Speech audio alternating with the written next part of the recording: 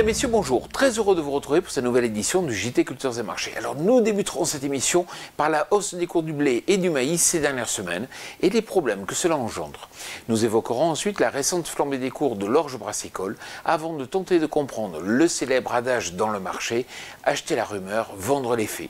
Enfin, nous parlerons de la nouvelle hausse des stocks d'huile de palme en Malaisie.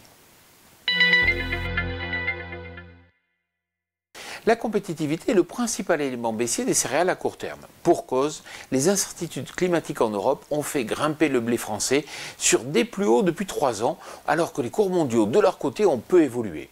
En blé, plus de 20 $ par tonne séparent l'origine russe de l'origine française et le constat est totalement similaire en maïs. Dans ce contexte, les céréales européennes auront du mal à monter seules et il faudra l'aide des opérateurs internationaux pour conserver la fermeté que l'on connaît actuellement. D'ici là, rares seront les chances de voir les céréales françaises remporter un quelconque appel d'offres.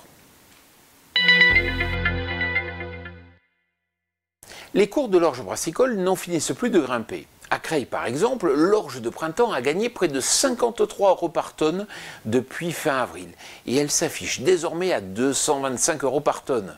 Cette hausse, aussi rapide que spectaculaire, s'explique par les inquiétudes qui persistent sur le nord de l'Europe notamment. Si la catastrophe annoncée sur la zone scandinave ne fait plus de doute, c'est au tour des opérateurs anglais de s'inquiéter. Mais l'Europe du Nord n'est pas le seul endroit où les incertitudes persistent. En Roumanie, c'est un tout autre problème qui s'abat sur les orges de printemps, avec d'importantes pluies en fin de cycle qui pourraient conduire à des dégradations qualitatives.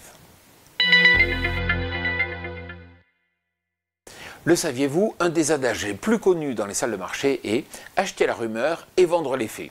C'est exactement ce qui s'est passé concernant le soja et les incertitudes autour de la guerre commerciale entre les Chinois et les Américains. Les opérateurs ont pendant plusieurs jours confirmé la rumeur baissière de la mise en place de taxes à l'importation par la Chine.